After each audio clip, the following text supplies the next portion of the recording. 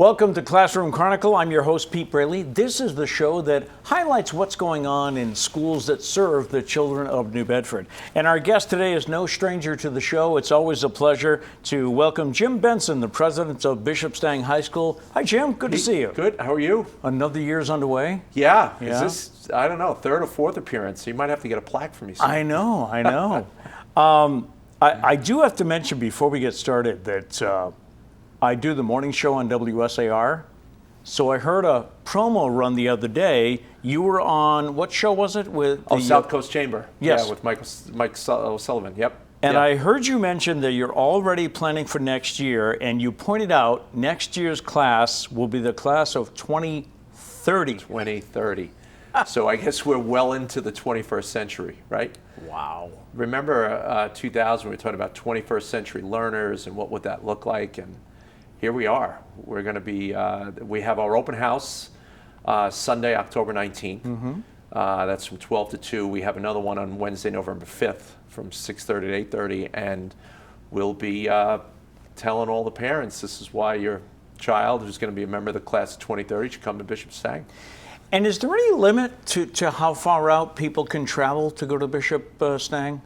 No, I know you've got people from the Cape, right? Yeah, we do. We get a few people from the Cape.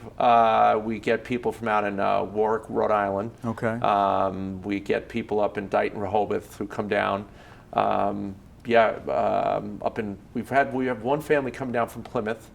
So Cool. the more the merrier. That's what we're like. You know, I remember last year the girls hockey coach, I think there was a story in the Globe that he had girls from like 12 different towns. We did, yeah, because we have a co-op, so we Right. have multiple schools. We have about 7 schools involved in the co-op, so it's so it's a big group, draws from everywhere. Okay. Yeah.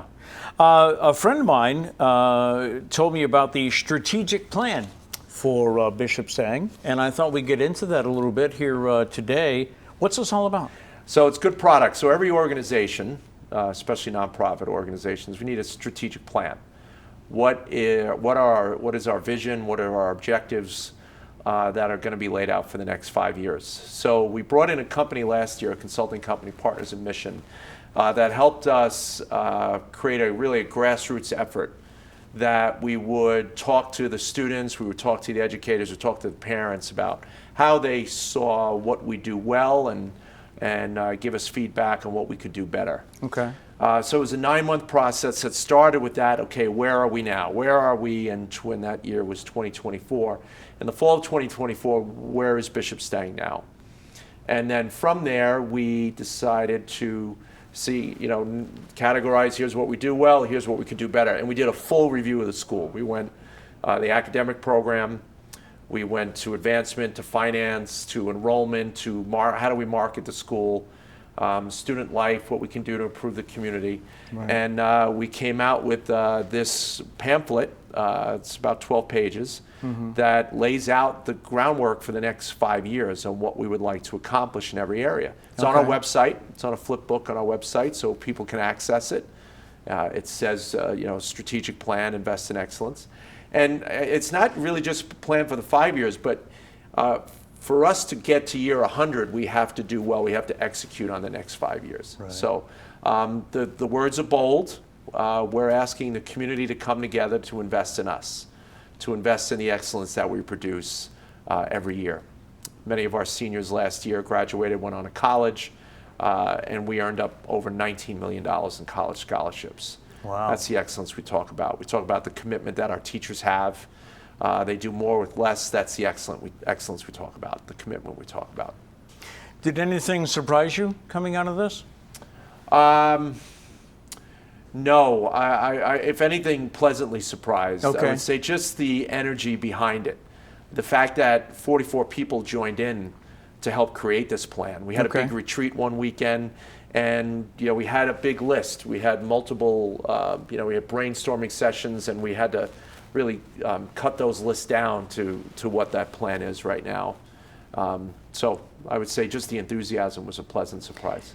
Is it difficult for you as the leader at the school to keep this top of mind with everyone, to say, look, this is what we identified as what needs doing? Yeah, it's because it's so easy day to day frustrations Right. to get distracted, or budgets? So it's a good question and a good observation, because that's the joke about strategic plans. You get it, you do the exercise, everybody says they're better, and then it gets put on a shelf. But one of the practices we have in place that my administrative team is the president's cabinet, and one of the things that we follow are key performance indicators. What we want to get better is, what is the targets, what is the data that we want to follow? And so what are the goals we're going to lay out? Like, for instance, enrollment. We want to get up to 140 incoming freshmen. Okay, so how are we going to do that? Right. What are the practices, the steps we're going to take to do that? And if it works, great. If it doesn't work, then what didn't we do that prevented that from happening? Right. And that's just one example, but it goes to fundraising, it goes to academic performance. For instance, since we hired a dean of students, our first ever dean of students, our absent rate dropped and our tardiness rate dropped. What does the dean of students do? How has he or she been able to attack that? So she follows up. It's another person to follow up with families. Okay. So if we have a student who's showing a tendency to be late or a tendency to be absent, it's just one more person who can follow up and communicate with the family. It's all about the relationship. Yeah. And it's all about how we follow through as educators to check in on the students to see how they're doing and to make sure that they're in class when they're supposed to and they're on time. So that would be one example. Technology has been advancing so fast. Does that factor into would you say is this a 5-year plan, basically? That's a 5-year plan. Yeah. I think what's emerging is obviously the artificial intelligence, and that's something that we're exploring and really trying to. Right now, we're at the current. We do have a technology committee that was meeting this week, I believe, and examining. Okay, where are we now? What are kids doing with artificial intelligence? Because it can be wonderful, but a lot of us say it might eliminate jobs.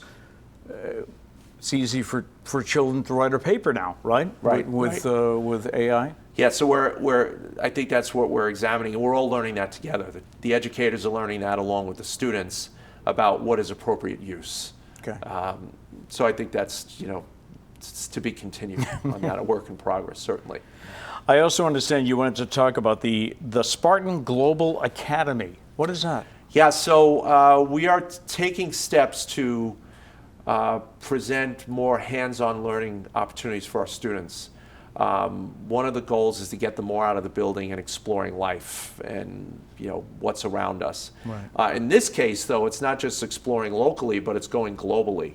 The Spartan Global Academy is a collaborative effort between the school principal, school administration, and the Modern Language Department, where we are working together to present a curriculum, to write a curriculum for students to explore a certain area of the world. And so in this case, next year for spring break, we're going to Portugal. Mm-hmm. We're sending 23 students over on our first ever Spartan Global Academy trip. And so they will do some pre-work on that. The theme is yet to be determined. And then early in the semester, next semester, they will do some work on that. Then they will go on the trip, come back and do a post-assessment. Oh, wow. Debrief. And we're going to do that in 2026, 2027. We're going to go to Spain, and then we'll see. I like to get us back to thinking about as an opportunity to do an exchange program. Sure. Where we send a couple students over to a certain school that we maybe develop a relationship with, or they send students our way. So we'll see. And I would we'll take it assume step by step. I would assume that benefits in learning the language, the cultures. Yeah, the language. Yeah, definitely the language experience, certainly. Right. And then also the culture and the history too, and to see some similarities between the two countries. I have noticed that in the traveling that I've been able to do, even in parts of our own country, we're not all that different. Yeah, and I think that's important maybe in this day and age to see that. Yeah, I think it's important that students have provided the opportunity to get out of their local shell, so to speak, and to get out and see the world. It can be life-changing. My daughter went through it when she went to high school. She's been to Europe twice. Since she's been on that, it opens their eyes. And what is this, a senior class, or what year is this? It's seniors and even a few juniors, I believe, are in it as well. Okay. Yeah. And I have to ask, how's it funded? Are they doing their own fundraising? Yeah, they're doing their own fundraising, and they're paying out of pocket for that. Right. Okay, so that is in what, April, did I read? April. Spring break. Yeah. I also saw that and this goes along with doing things to raise money and so on and so forth. I also saw that the Bishop Stang Honor Society chapter was awarded the Award of Overall Excellence. So you must be so proud of that. Yeah, our National Honor Society does a wonderful job. Donna McDougall, Colleen Silvers, moderators are excellent.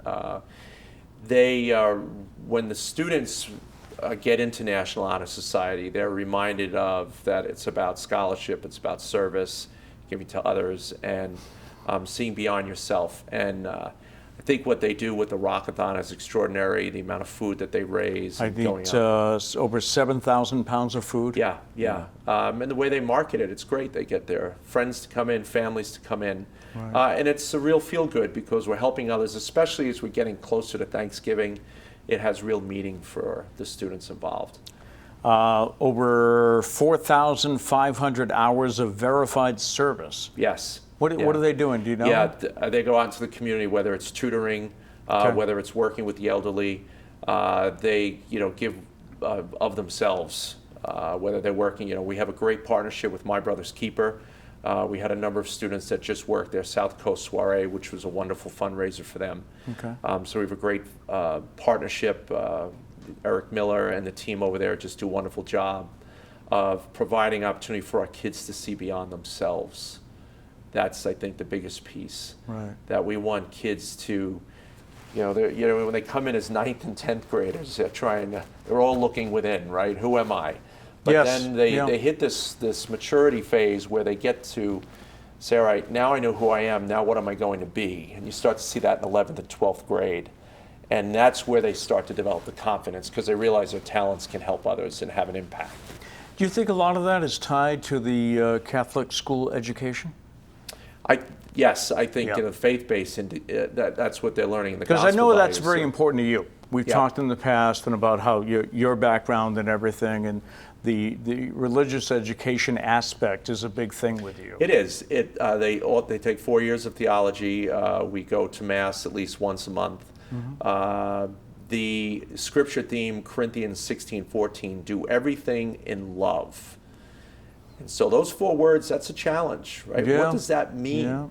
Everything I have to do and I have to bring love to everything, that's not easy, right? Every day. So they're also emboldened by the words before that where they have to stand firm in their faith. It says in 16:13, stand firm in your faith, be courageous, be bold, be strong. That's what they're learning. And, for them to go to church and listen to the homily by our great chaplain, Father Valier, who talks about what love are they talking about? And it's the sacrifice that Jesus made, giving up his life, right, for the forgiveness of sins, and that we're forgiven and that we learn from our mistakes. I think is all powerful. I've read a great quote recently. It was, you say you were in church Sunday, but is church in you Monday through Saturday? Right, great. Because how many people walk out of that church and they're totally different, or they start road rage or whatever. Yeah. Back to the things that the Honor Society does as far as the fundraising and things like that. I think that we all need to hear stories like that, what with all the chaos in the world. Does what's happening in the world make its way into the classroom? And if so, how do you handle that? Well, I'll tell families, especially families looking at coming to Bishop Stang, we're an imperfect school, right? Okay. And that's a good thing because we're preparing students for an imperfect world. Right. Right. So how does it come into the classroom? Well, it goes from it goes from the class of current events that they talk about to studying, English, talking about an English, maybe giving a speech about a particular topic. But it's also looking back at history and talking about things that happened in history and comparing it to what's going on today. Right. And has the world learned everything? learned anything from history. So it's a variety of ways that it can happen. Yeah. The holidays will be here before we know it. And I think I've asked you this before. It's a special time at Bishop Stang, isn't it? Yeah, it's a time for us. Advent is a time of waiting, right? We're waiting for the birth of Christ. And in that, there's a time of reflection. We do our Advent reflections that we share online. That's done through our advancement office and campus ministry, where we read readings for the day and talk about, okay, what did we get out of that reading?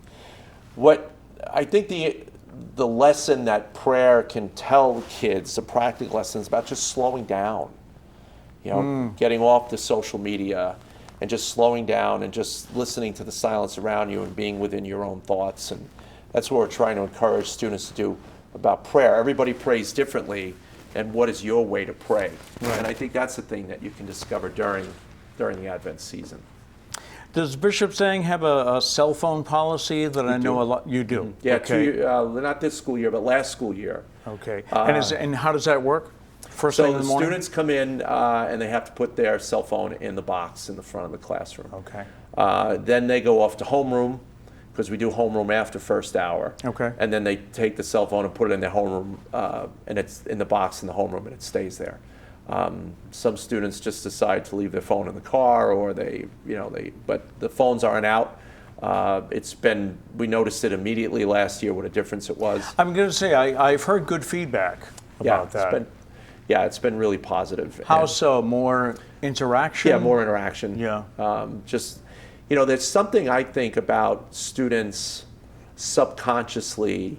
They didn't realize the pressure they put on themselves when they're just trying to sneak a peek at a cell phone and trying to look like when they're constantly doing that. I don't think they realize that wears on you after a while. Yeah. You're trying to fool someone, and it's not really human nature to do that. It's not a good feeling when you're always trying to fool someone. And I think they realize that gets tiring after a while. And how many times, I'm sure I'm not the only one this happens to, I'll pick up my phone because I want to look something up. Either I want to Google something or check tomorrow's weather. But the minute I pick it up, I see the notifications and I go to Facebook. Yeah, and sometimes I forgot why I picked it up. Exactly. Yeah, it is. It's overwhelming. Yeah. And that's why it can be a real distraction to the students. So it's a stress that I don't think the students realize how it affects. I think now they see it, how it affects their learning, but it is a distraction. I have to have my phone at the office turned over, right? Because it does pop up. Right, it's just human condition to say, "What's that? What is that?" Yeah, right. Yeah. What did I read something about years ago? The phone was attached to the wall, but we were freer than we are now. Yeah, that's well done.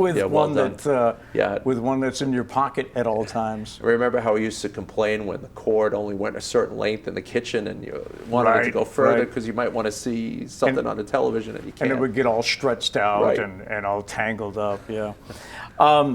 Getting back to the again, we're talking to Jim Benson about a number of things, but the strategic plan at Bishop Stang. In my younger days, we used to have meetings at the radio station, and they would talk, we need to update the mission statements. And I'll be honest with you, I used to sit there and go, what a waste of time this is.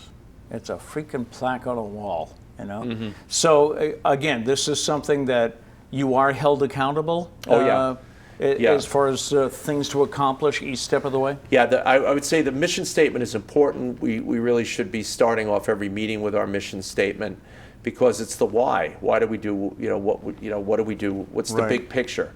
But then we also have the educator why that we've also added, which is on our website as well, is about, why do we exist as educators? Why do we come to work? And one of the phrases I like in that is, we're here to ignite voices. And that's a really important phrase. Kids today, back to what I was saying earlier, are trying to discover who they are, and in that they have to discover their voice. Okay. How do I feel about that, or what's my opinion on this thing? And then how do I develop the confidence and then to articulate that thought? That's really an important skill. And then when they're able to do that, then and they do it well, then they say, oh, okay, now I can do it. Now they develop the confidence. So that's the teachers igniting their voice. I was going to say, have the confidence. How do you accomplish that? Well, you're gonna tap into the English teacher in me, because I taught English for 20 years. All right.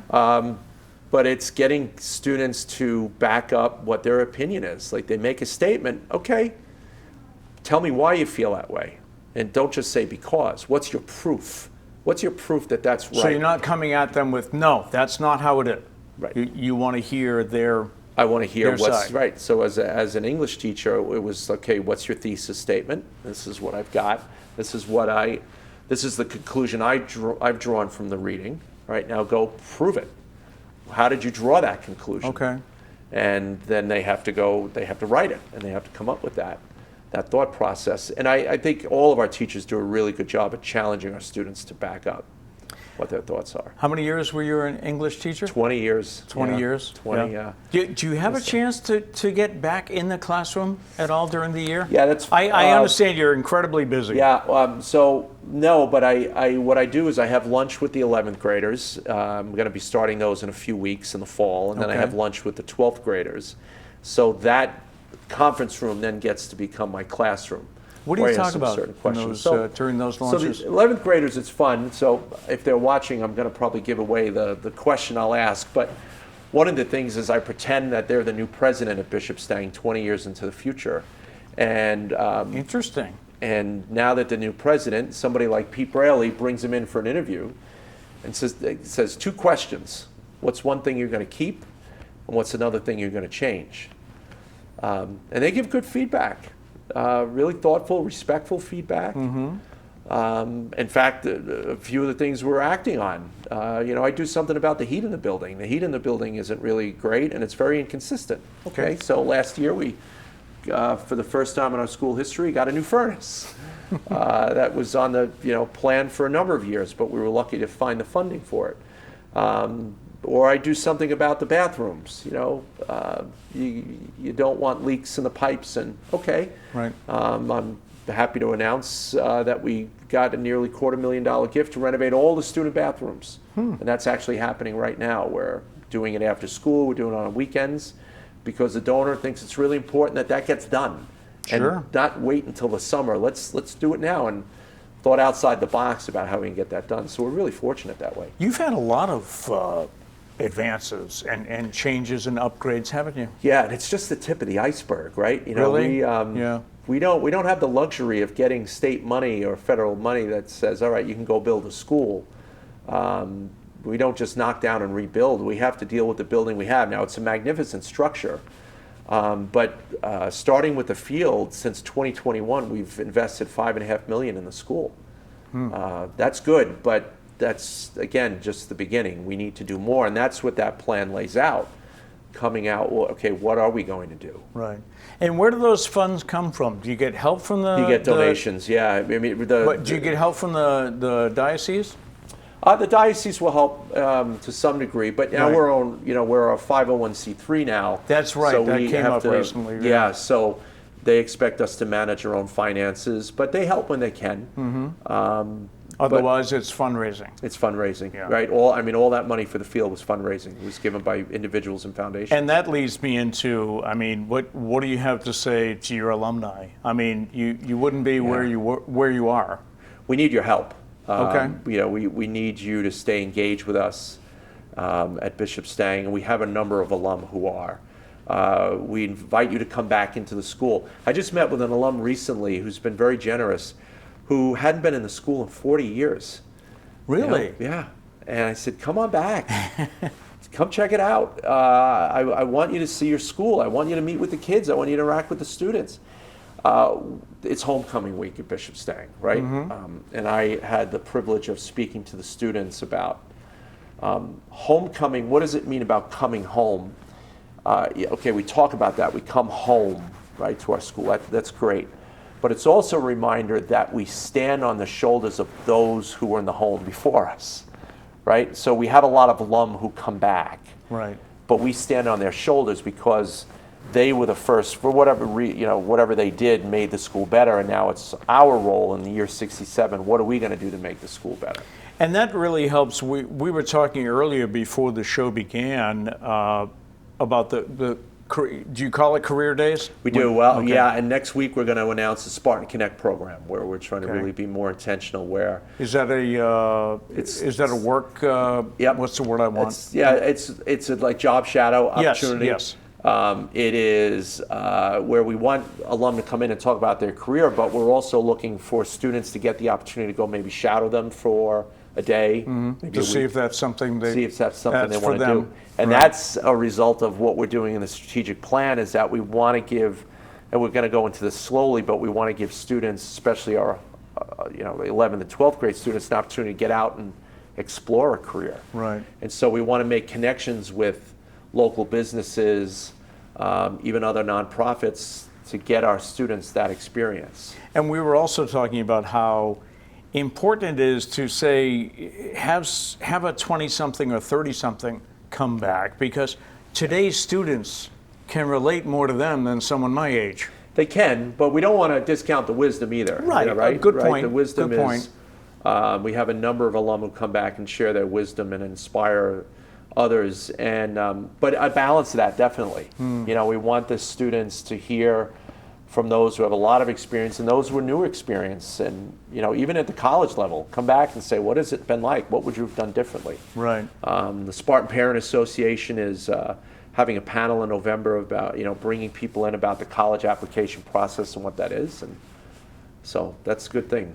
I learn all these things on your Facebook page, and I urge people to follow it. Have you seen our recent social media commercial with Yes, I have. Matty Alves? Was that She's done great. by students? Yes, it was. Wow. It was 70,000 views, and that was authentic. That was the kids. They just like, hey, come on in. They love their school. That is what I've really been impressed with. We've had a number of elementary schools come in recently, and the ninth graders have only been there 6 weeks, and they're proudly touring their students around saying, you got to come here. You got to see this, because look, here's all the colleges you can go to, and well, here's this class you can take, or this lab you can learn it. It's all really And the great. things they can put together with video and the software that's available now just makes my head spin sometimes. Yeah. But it's exciting. But the social media is a peak, like it's come in, take a peek, learn about us, and it's all good stuff. Right. Always a pleasure, Jim. The time has flown by. It has. It has, yeah. And it's funny because I'll reach out to Erica in the PR department, and I'll say, hey, would Jim like to come on? And she gives me all these things about, because I'll say, what's new? And I get this entire rundown of all the things that are going on. So. Yeah, we're doing a lot of work, and I credit the educators. I'm privileged to lead them. It's such a dedicated group, very committed. So Super. Thank you. All right. If you have an idea for a future guest that we should have on the program, again, this is anything that affects what New Bedford kids can go to, whether it's Bishop Stang or whether it's any of the, like Bridgewater State University or any place like that.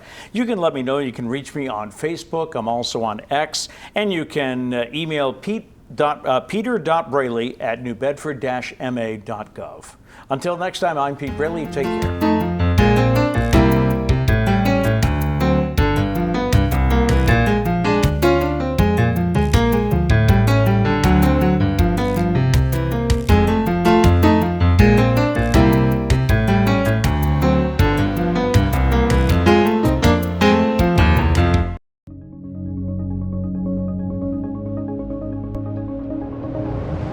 I don't think that many kids in my son's school even do it. No way. No way. No way. No way, my kid would never vape. Get your head out of the cloud. Talk to your kid about vaping. Visit talkaboutvaping.org.